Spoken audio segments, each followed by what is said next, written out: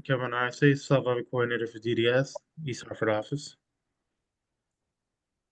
Hey, I'm Varian Salter, Self-Advocate Coordinator in the North Region for DDS in the Willimantic office.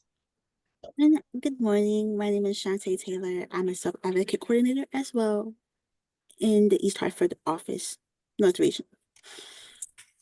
Today we're going to be talking about financial literacy, some things that are not really taught in school, but things we still need to learn. So I will be talking about accessible housing. I'll be talking about banking services. And I will be talking about buying a car. So, everyone ready? Yep. Okay. It's all yours now, Shantae. So we're going to start with me. I'm going to start with the accessible housing.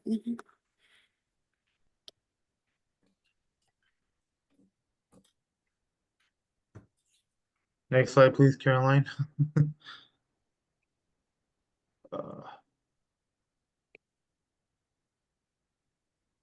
Caroline? Oh, there you go. I interviewed with Patricia Nadeau. She's the Director of Residential Services for Favor. We met March 10th at their new supportive housing apartment complex at 80 South Road in Farmington. Affordable housing. 2.6 million people with disabilities in the United States receive federal rental assistance to live independently. However, many people with disabilities face challenges affording housing. How does Favor help people with disabilities afford housing?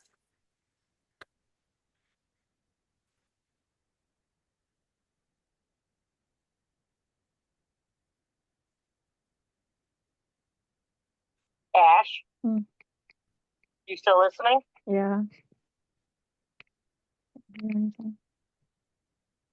You're not hearing anything either? No, Okay, you might want to say there's no audio. there's no Yeah, audio. there's no audio.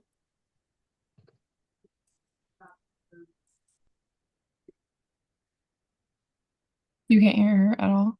No. No. The video isn't even playing. I don't know. No, I I don't see think our internet, I keep saying, is unstable. Let me see if there's let me turn my camera off. Maybe that will help. No, if it's unstable, it's the office. Maybe you might want to make me the host then. I don't know. I mean, I don't know. Unless Or- someone else.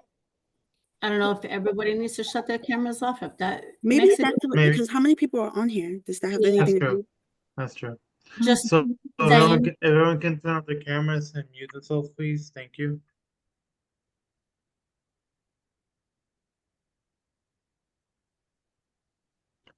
By the way, you're sharing the sound because I don't hear it either. Are you able to hear it now or no? No, not No, yet. there's no. You need to share the sound. This is Zoom, so I don't know. Just I think stop. I don't know. Maybe you can help her out, Rachel. Caroline, when I made you co-host, there should have been an option for you to share your sound as well. Oh yeah, did you Just hit that part? Yeah, that's what I'm telling you. Just stop sharing and share again. And then Sorry, we turn off. usually use Teams, so everything's just a little bit Yeah, but it's the same a little concept. bit different. Here we go. Let's try again. Fingers crossed. To ask, there's 2.6 million people with disabilities in the United States. You might want to raise the volume, Caroline, in your computer if you can. Independently. However, many people with disabilities face challenges affording housing. How does Favor help people with disabilities afford? I hear it a little bit. Yeah.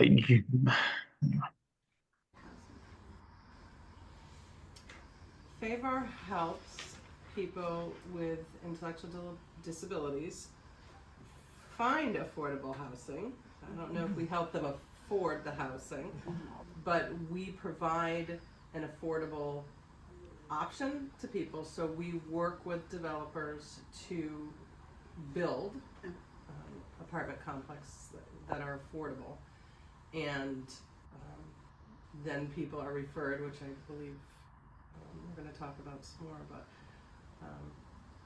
the affordability piece of it is right now it's at the 30% cap, which is pretty low, and it's not a good option for everybody because people that make a little bit more money don't qualify right now. So we would like to make that change at some point in the future by advocating for that. But we match people up with the developer and we help them apply for an apartment and get the documents that they need to apply for the apartment and qualify for the rent subsidy, the RAP. Okay.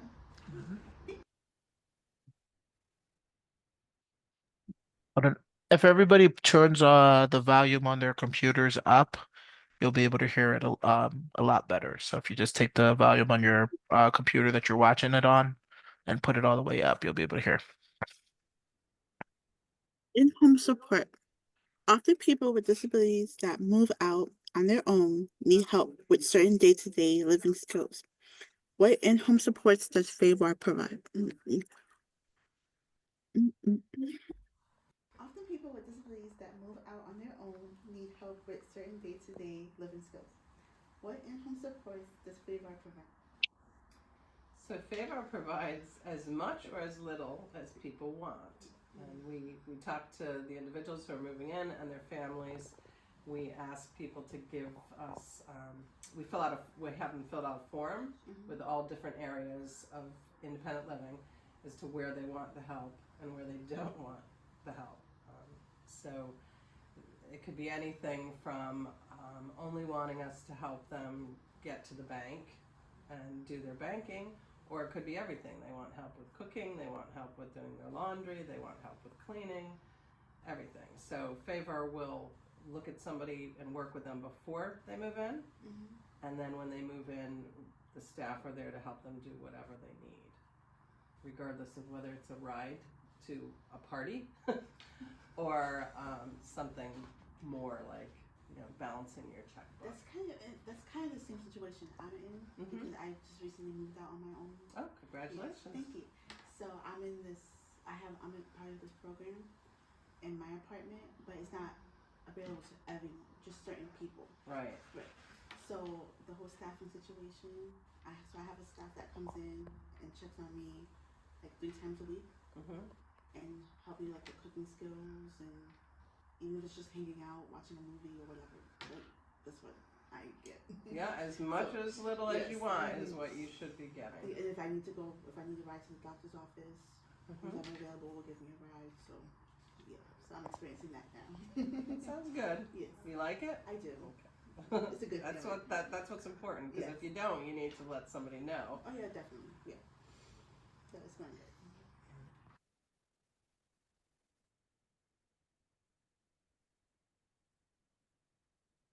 Accessible for everyone. Depending on the individual's disabilities, will the apartments be accessible to them? Are all the apartments designed the same way to meet everyone's needs, regardless of what type of disability they have? Depending on the individual's disability, will the apartment be accessible to them? And are all of the apartments designed the same way to meet everyone's needs, regardless of what type of disability it is? So at Favor, we design our apartments to be accessible for everyone, whether you need it physically accessible or something different. If we are aware of another disability, visually impaired or hearing impaired, then we will try to work that into the apartment. But the basic apartments are accessible for someone with a physical disability. And we try to have that the same. We have roll-in showers. We have ADA countertops. We have controls and levers accessible if someone is in a wheelchair. We also have I don't think all of our units, but most of our units, some additional support beams, I guess, in the ceiling. I'm not a contractor. In the ceiling to allow for the future if somebody needs a barrier-free lift system installed, that we can do that at the time. We also have, right now, at least in this building, the kitchen sinks, they're accessible, but they're not roll-in, but we can take out the doors if somebody needs that at some point in the future. We'll work with whatever people need. So they come with a basic setup, and then we'll, I know we have somebody that has some alarms for hearing impairment and bed shakers if the fire alarms go off. The whole point is to try to work with people and what they need and make the apartment accessible as best we can for them. Good. It's good to know. Each of our apartments has the iPod mini, the black ball that you can see on the counter. It's not going to be on the counter eventually, but, and you will be able to control all of the smart home tech with your voice. So blinds up, blinds down, lights on, lights off, will be controllable by your voice.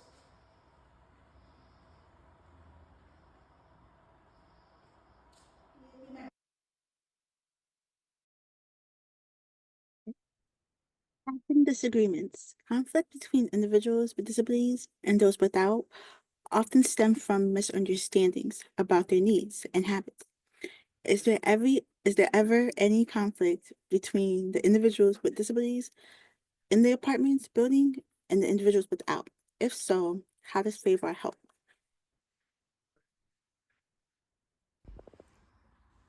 Conflict between individuals with disabilities and those without often stem from misunderstandings about their needs and habits.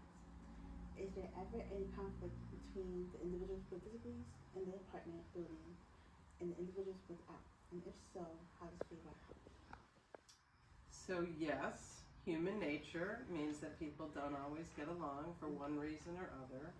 We usually try to be the first people moving into the development so that we are clearly part of the building and not somebody who moved in and is disturbing somebody else.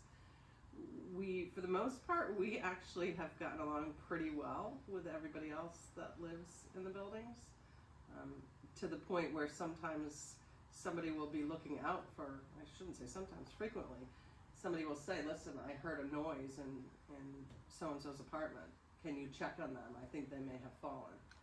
So that's a good thing. We also have had some legitimate issues where some of the folks that we support are touching things that don't belong to them. And so we have to work with them to talk about what being a good neighbor is about. But I think for the most part, staff are there to help and support that person and educate anybody else that lives in the apartment buildings. But we've been pretty lucky with supportive neighbors and communities. So.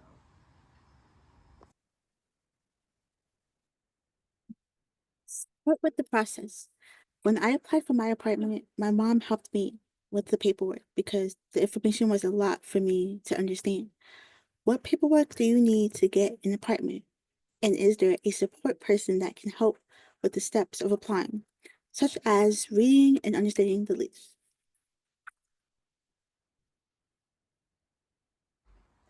When I applied for my apartment, my mom helped me with the paperwork because the information was a lot for me to understand.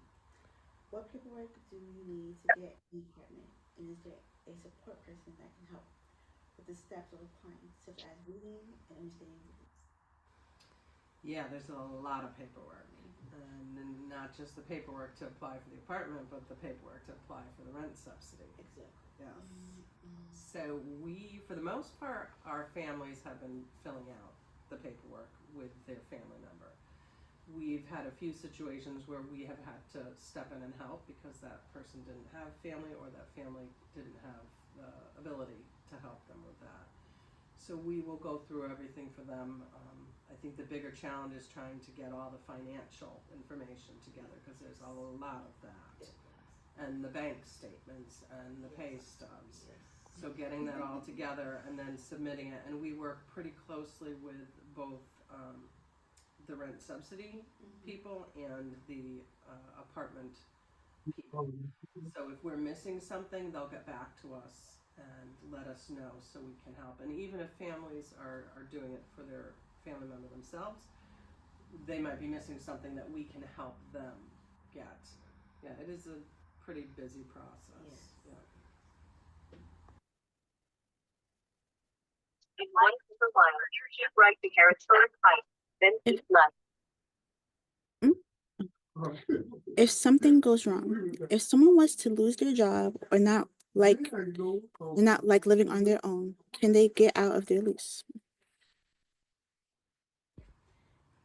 If someone was to lose their job or not like living on their own, can they get out of their lease? Well, that's probably more of a question for the owner of the apartment than it is for me, but we try to work with people. So and the developer, at least in this complex, it works with us as much as possible, more than a community apartment. The first thing we try to do is to figure out what that person needs or where they're feeling it's not working, so we can try to make it work. But barring that, it would be like any other apartment. They'd have to give notice and get out of the lease. But the rent subsidies in this building and our other two of our other buildings, the rent subsidy is attached to the apartment. So if you leave the apartment, the rent subsidy is still there for somebody else. So what we do in most situations is then we go back to our list of referrals, or we reach out to case managers to try to get some other referrals that would be a good fit for that vacancy. And for the person who's leaving, we will help them wherever they need to go, whether they want to go back home or whether they want to live with a roommate. We will try to help get them set.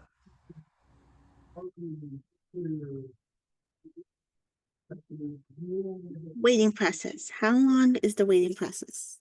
Waiting list, sorry. So how long is the waiting list? Right now, this development is new, and we still have a 2-bedroom and a single that I am looking to fill. In a few of our other developments, there is, I don't know if I would say the waiting list could be 5 years or 25 years. Oh, wow. Because people don't want to leave. So I think for the most part, I can't tell you how long a waiting list is, but as soon as we have a new development, we will pull people from that list to put in the new development.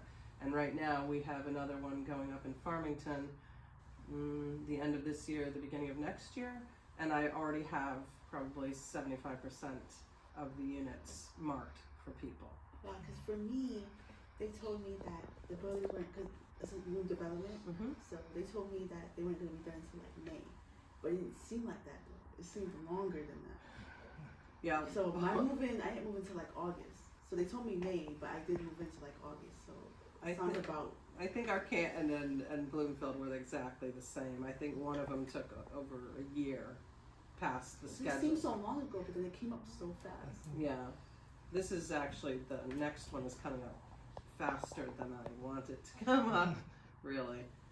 But we're hoping that there'll be more supportive housing developments in the state of Connecticut in different parts of the state, which will give more people an opportunity to live more independently. When we built our developments in Canton and Bloomfield, we had 14 spots in Canton and 12 spots in Bloomfield, so 26 spots altogether, and I had 80 referrals for those spots. So that shows you there's a lot of need there, and I can't give people, I'd love to give people, all 80 people a spot, but that maybe gives you an idea of how many people need supports and are waiting.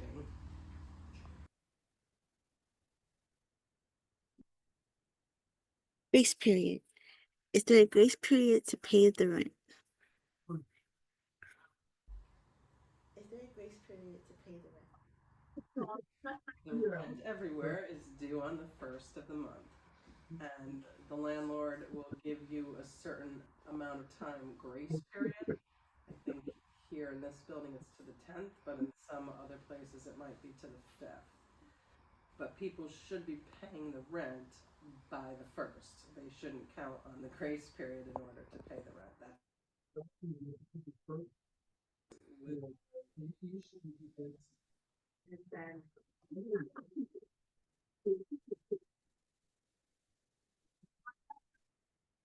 Credit. What should your credit be to get an apartment?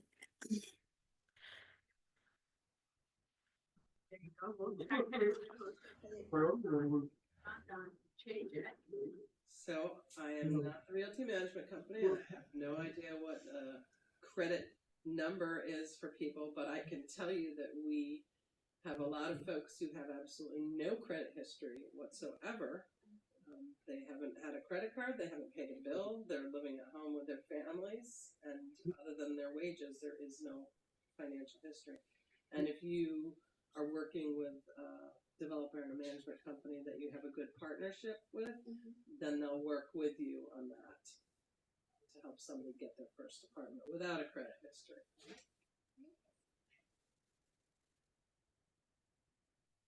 Written questions. What are some good questions to ask a landlord? What are some good questions to ask a landlord/property manager? And are there other things that are included with the rent, like electricity? Well, that would be a question to ask when you're looking for an apartment. In this building, it is not included, which is not fun.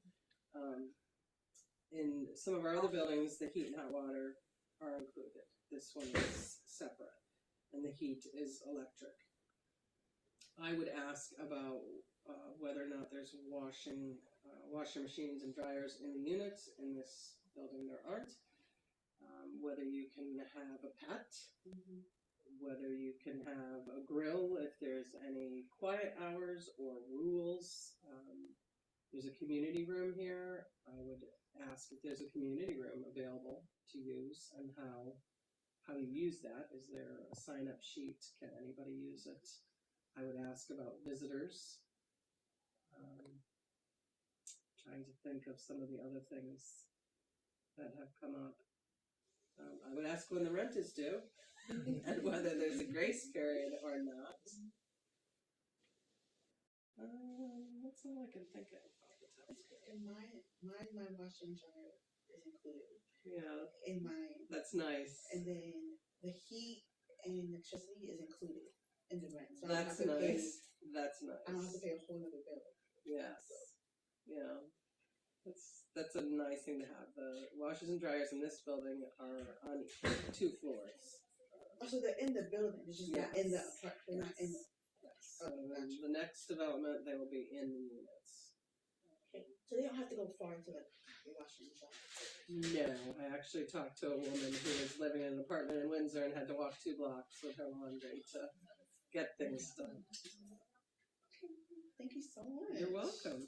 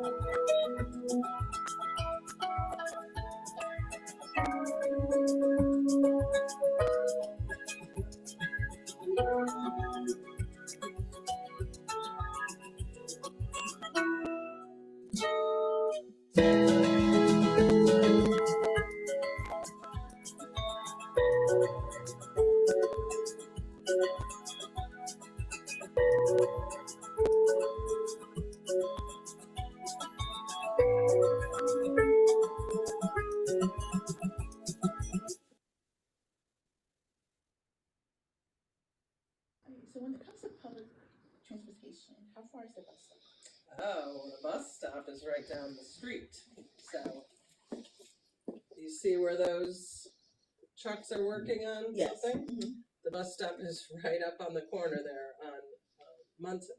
So, Okay. and the owner put in a crosswalk for us, which I think is what they're working on. But so one of the individuals who lives here, he actually takes the bus into Hartford. He works at a credit union. Mhm. So he will go up there every morning and get the bus and transfer to wherever he needs to go. He has a bus pass that we help buy for him. And he's pretty independent. There's also Yukon shuttle runs around from the last building on the corner there all through the campus. So if you have a doctor's appointment and you don't want to ride there and you want to do it yourself, you can go up and hop on the Yukon shuttle and go around the Yukon property. Nice. So some of our other buildings don't have that close public transportation. So that's nice to have that here. Nice.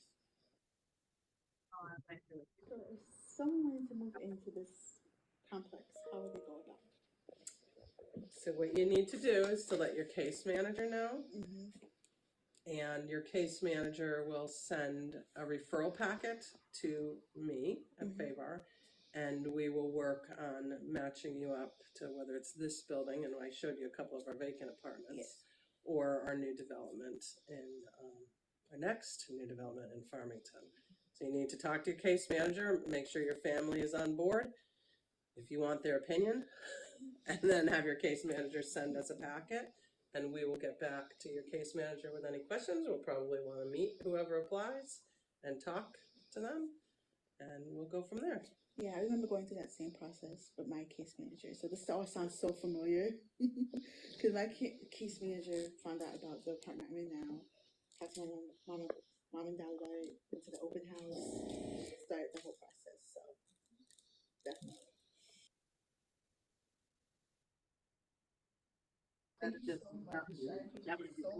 Thank you. So it's good to meet you. You too. I hope you guys enjoyed that. It's good to put a face to the name. Yes. Thanks, Shante.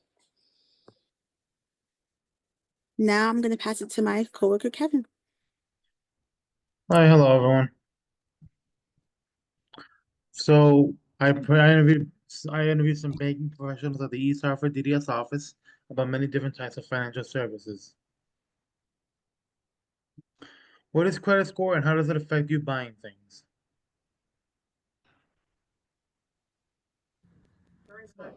What is credit score? How does it affect you when you're buying things digitally? Okay, so credit score is based upon you attaining credit to be able to purchase something. Mhm. So the credit score is composed, I think, three credit bureaus Mhm. that look at your credit score and how you build your credit score. It's based on you applying, say, for a mortgage. You get a mortgage, you pay it on time. That help builds your credit score. You get a credit card the same way. Usually, you need about 4 to 5 open credit to build your credit score. And the high credit score is like between 800, 850. So to add to that, your score is going to be a compiling of all the activity you do with your credit. So of all the credit products you have, credit cards, car loans, mortgage, what have you, how well you borrow the money and pay back on time, they give you a score of how well you're doing that. The higher the score is because you do a great job at paying it back on time and you don't have any late payments, that will help you to get a higher score. The higher score you have, the more likely of a chance you can get to approve when you want to apply for a different type of credit product. And before we continue, just wanted to ask, you mentioned 3 credit bureaus, you said? Can you specify what you mean by that? Okay, so the credit bureau that tracks your score and everything, that's Experian, TransUnion, and Equifax. So those are the 3 credit bureaus. Okay. So they keep track of all the credit products you have and how well you pay them back on time. Okay. Interest rates. What is an interest rate and how does it affect your credit score?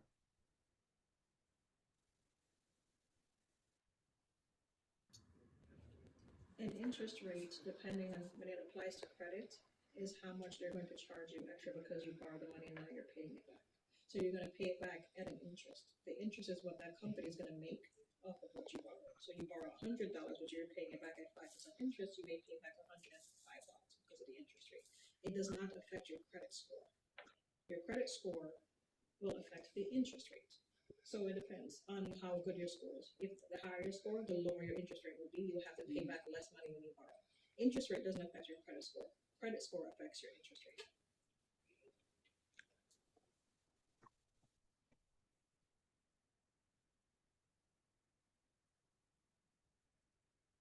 Checking account and debit card. What is a checking account and debit card? How do you get one? What is a checking account and debit card and how do you get one?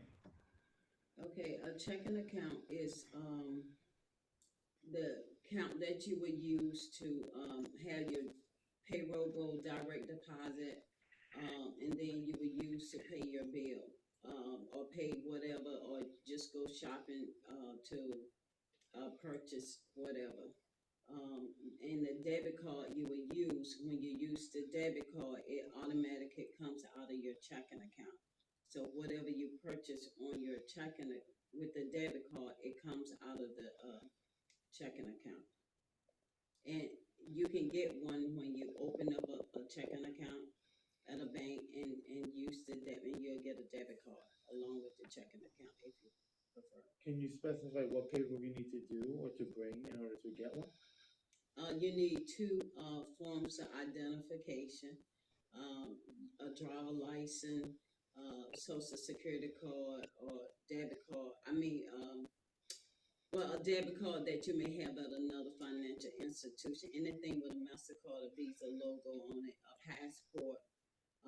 Those are the type of identification you need to bring when you open up a checking account. There's only 2 of them, correct? You gotta have at least 2. For photo, we have about 5 different types of photo ID we accept, the 2 that you mentioned is a driver's license or a passport. You can also bring an adult learner permit. You can also bring a state ID, or if someone happens to be in the military, they can bring their military photo ID. Those would be the primary ones we accept. And then the secondaries would, as mentioned, the social security card, or if you happen to have a credit debit card that's not expired with your name. Thank you. Credit card versus debit card. What is the difference between a credit card and a debit card?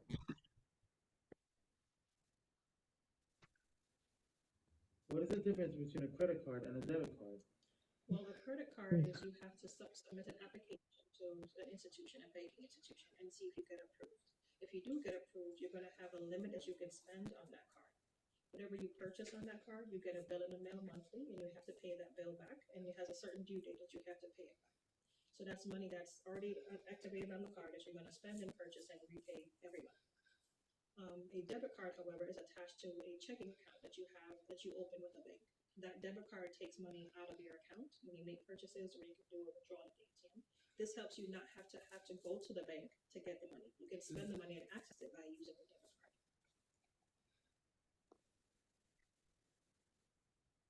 Age restrictions. Do you need to be a certain age to open an account?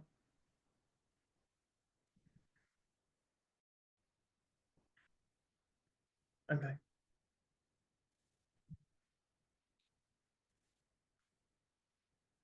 So what age do you need to be to open an account of any kind? Okay, so, checking account, we have student account that starts at age 16, where they open them by themselves at age 16. But they can open a checking account at age 13, but they have to be on the parents have to be on the account. One of the parents have to be on the account with them. But basically, student account starts at age 13. We do have minor account that's joint with the parent. The parents have to be on the account. So we open newborn savings account where the parent have to be on. But we specific talking about checking account. So at age 13, with a parent, you can open up a checking account. For a credit product, you have to be 18 or older to open any type of credit product. Because you have to be no longer a minor and be considered a legal adult, which is the age of 18, before you can enter into a contract. Because a credit product is a contract with that company saying that you're going to borrow money from them and pay them back by a certain date and a certain amount of money every month. So you have to be 18 to do that. Correct. So what age do you need to be to open an account of any kind? Okay, so Savings versus checking. What is the difference between a savings account and a checking account?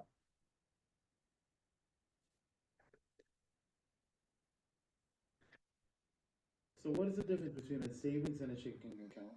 Well, a savings account is where you're going to save money. You want to keep that money separate so you can put it aside to save for a rainy day or for emergencies. A checking account is where you're going to your debit card is going to be attached to the checking account to make purchases, make payments, pay bills, withdraw cash from. The savings account helps you separate the money from your checking so you're not spending it. It helps you save because saving is a good thing to have money for emergencies. So I was just gonna say, like, you want to really put money aside in the savings account. Like you can have a portion of your pay come out of your account, out of your pay go into the savings, and the saving is really geared towards savings, so you don't want to touch the savings account. That's like look at it as an emergency fund, as Dee mentioned. That's basically it. Checking, you should use the checking for your everyday transaction, but savings, you try not to touch that. So how would you pay for anything with a savings account if you need it? You don't because it's not a debit account.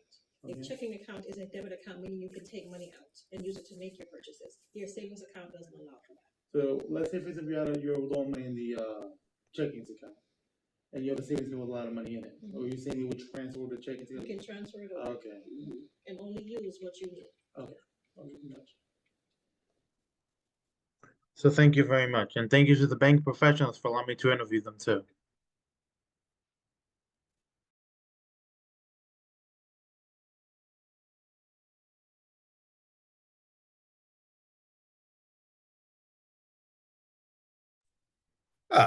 Buying a car.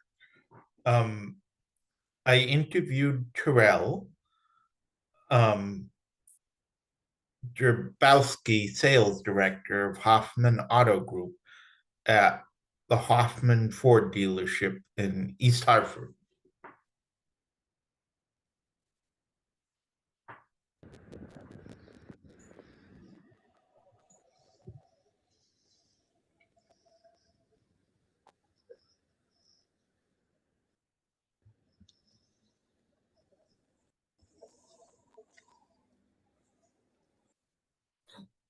Before you arrive, what can you do to prep before coming to the dealership?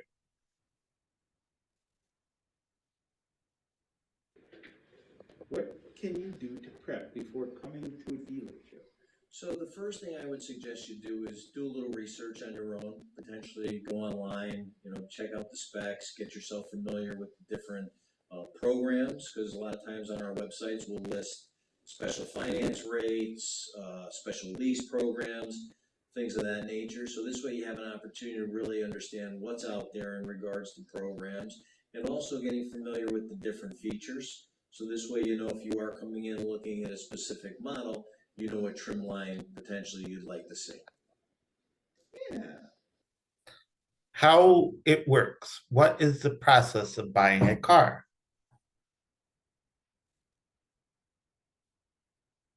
What is the process of buying a car? So that's a great question. The process is, you end up setting an appointment most of the time, so this way you're prepared. Meaning if you do see something online, as we said in the first question, we could potentially have something up front. So this way when you get here, your time is important to you and to us. So this way we have the vehicle up front. The process is very simple. We'll go through the vehicle, show you all the features, make sure it fits your needs and it's something that you're comfortable with. Potentially at that point, you'll drive it, make sure, again, you enjoy the ride and it's something that you think you potentially want to move forward on. And then from there, we tend to, get back to the dealership. We do a service walk where we try and get our customers acclimated to our service area and where they will be pulling that vehicle in to have service, and show them the convenience of pulling into, a climate controlled drive-through where they'll be greeted by one of our service riders when they do come in for service. Once we get you familiar with where that is, at that point, then we tend to come back to the desk, ask you if you'd like a beverage. From there, we will proceed with, writing up the deal, going over the paperwork, going over the programs, the price. If there's a vehicle that's potentially going to be traded in, we can at that point get some information from the client to see, mileage, year, equipment, things of that nature. From there, as long as the numbers come together and the customer's comfortable with that, at that point, we write up all the paperwork. We'll end up having you sitting with one of our business managers who will go over all the final paperwork, because we'll do the handwritten copies, but they'll actually do all the printing and get all the paperwork prepared. Make sure the lien holder, if there's a lien on the vehicle, is provided.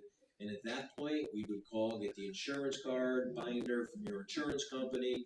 And then from there, once you're completing all the paperwork, we will do a online registration and get you set up with the DMV and have you on your way.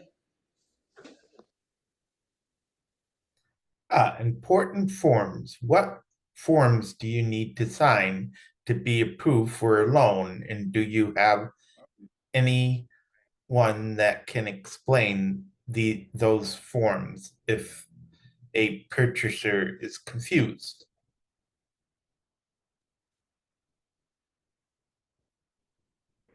What forms do you need to sign to be approved for a loan, and does your dealership have anyone that can explain those forms if a purchaser is confused?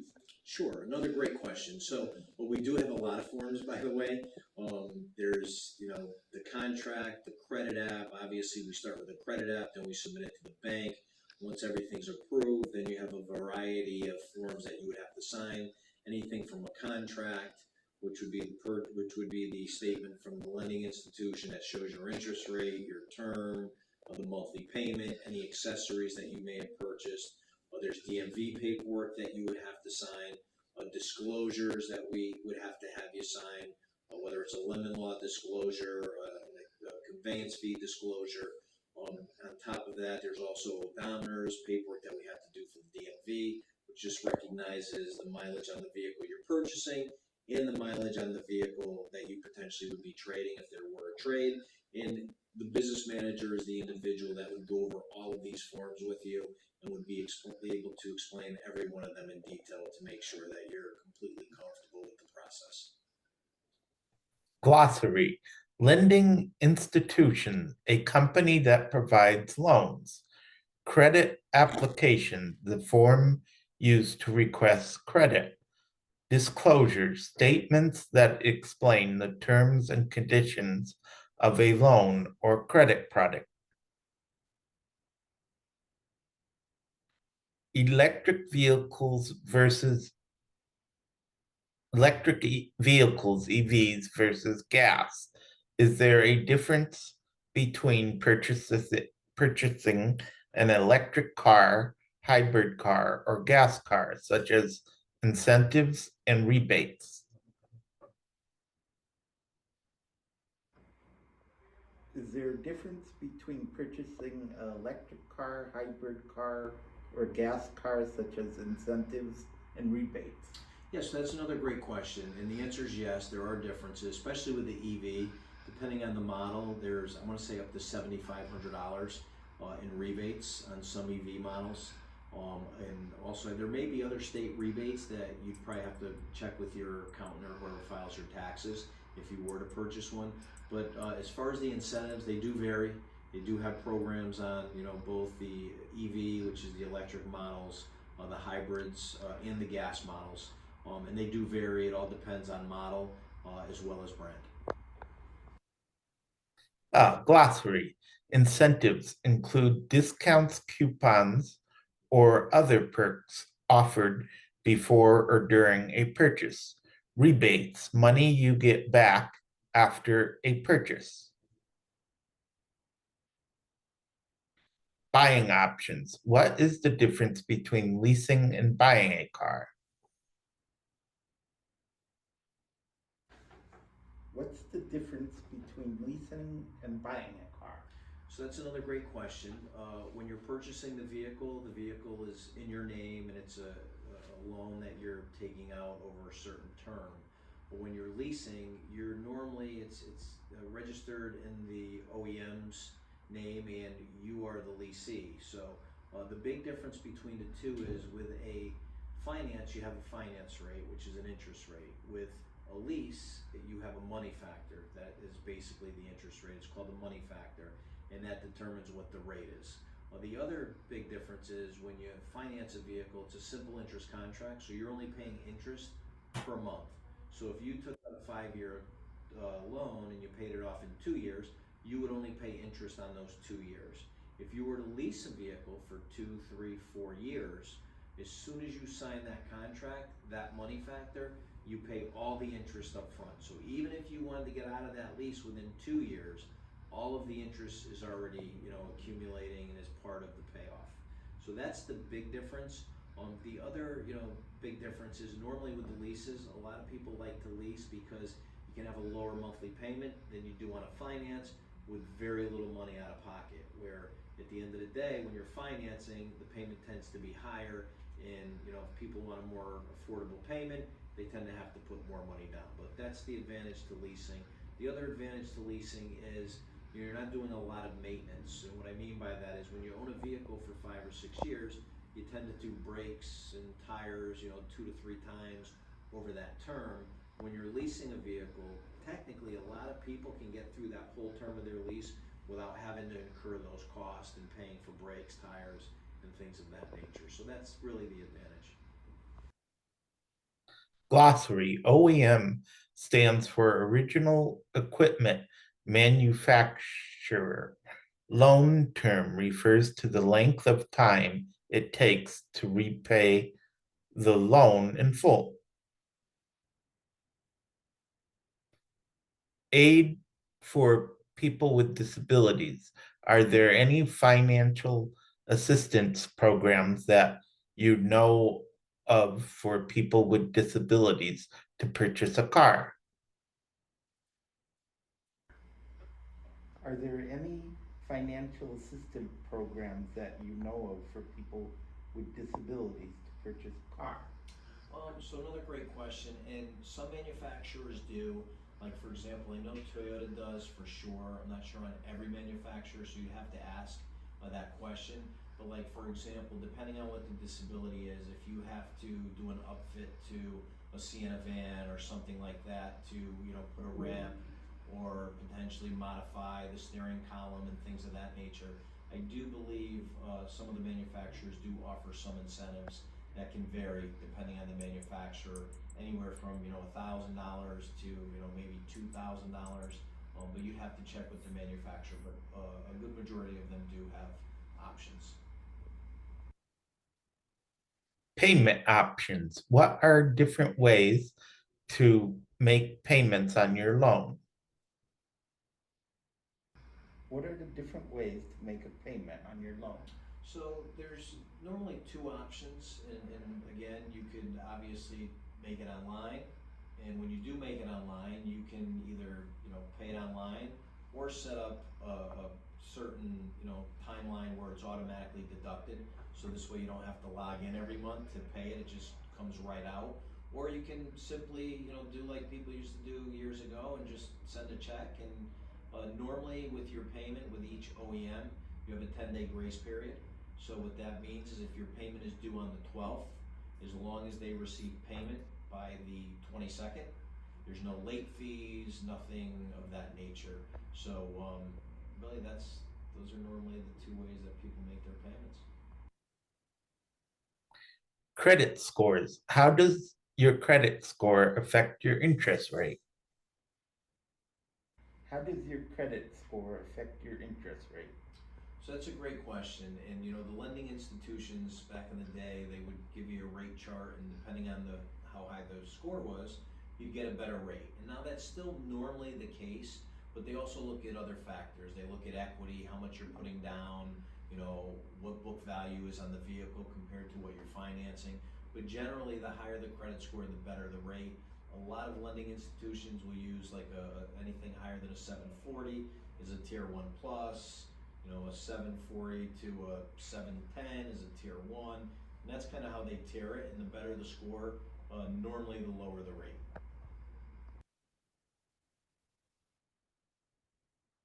Glossary. Equity. The value of your vehicle after subtracting what you owe on the loan. Book value. How much money a vehicle is worth. Do you offer financing? Do you offer in-house financing?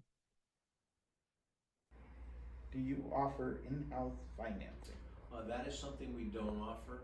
I believe years ago, and I'm going back probably 30 years ago, maybe even 40, we did have an in-house finance process. And there were other dealers as well that did, but that's probably been non-existent now for quite some time, at least with your OEMs that are dealers like Ford, Lincoln. You may find some dealers out there like a smaller dealer, like if you went on the Berlin Turnpike and John Bob's used cars, they may have an in-house finance program, but normally your new car singles do not. Down payments. What is a down payment and how do you determine the amount? What is a down payment and how do you determine the amount? So the down payment is the amount of money that a customer is putting down to obviously lower the amount they're financing. If it's a lease, there is something that's called the down payment, which is cap cost reduction. However, a lot of times if people say, hey, I want to put $2,000 down on a lease, it tends to be $2,000 down plus inception fees, because on a lease there are inception fees that are also first month's payment, conveyance fee, registration, things of that nature. So when they are saying, hey, we want to put $2,000 down, if it's a lease, we'll say, do you want to put $2,000 down plus fees or $2,000 total out of pocket?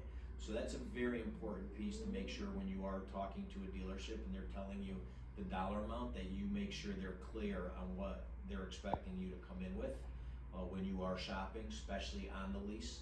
If it is a finance, that's pretty simple. It's, if you're putting $2,000 down, that's what you're putting down, and obviously that comes off of the amount financed. Return options. If you purchase a car and don't like it, can you bring it back? If you purchase a car and don't like it, can you bring it back? So So that's a great question. That's why in one of our other questions, when we talked about making sure you drive the vehicle when you come in as part of the process, I think that's important to make sure that you do like it. Because in the past, people can purchase something without driving it, and they run into an issue and they don't like it, and now they want to, bring the vehicle back. Unfortunately, normally we will not take a vehicle back once someone takes delivery of that vehicle. And legally, by the state of Connecticut with DMV and the laws, if we actually register a vehicle and a customer drives that car off the lot, we are not supposed to legally take that vehicle back. So I would say normally the answer is we wouldn't. However, if there were some reasons that someone ran into an issue, and we wanted to really, we are driven by trust here at the Hoffman Auto Group. So if there's something that we can do to help a consumer because they, made a decision that they're not happy with, if there is something we can do, we will always entertain seeing what options are, whether it's taking that vehicle in trade, buying that vehicle back from the customer and selling them another one. We have done that a time or two to try and make sure that a customer's experience is what they expect, and us trying to go above and beyond expectations. Thank you for letting me meet with you and for coming to answer my questions on how you get a car loan. You're very welcome. It was my pleasure. If there's anything that you think of in the future and you'd like to reach out to me, I'll make sure you have my contact information, and I'll be more than happy to answer any other questions as well if something comes up when you're putting together your PowerPoint. It was my pleasure to be here to assist today, so thank you. Any questions?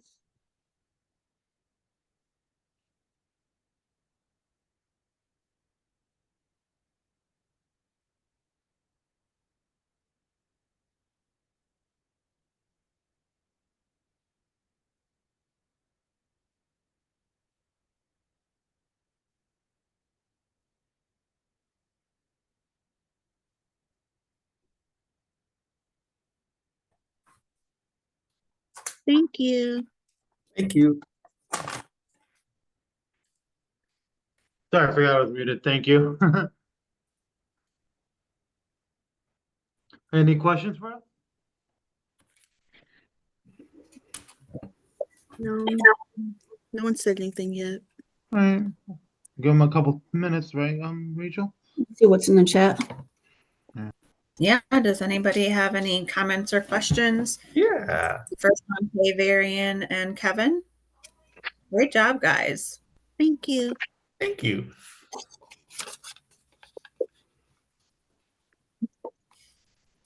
If you have any comments or questions, you can put them in the chat or raise your hand or unmute. It's up to all of you. I can stop the recording if people want to ask questions off the recording.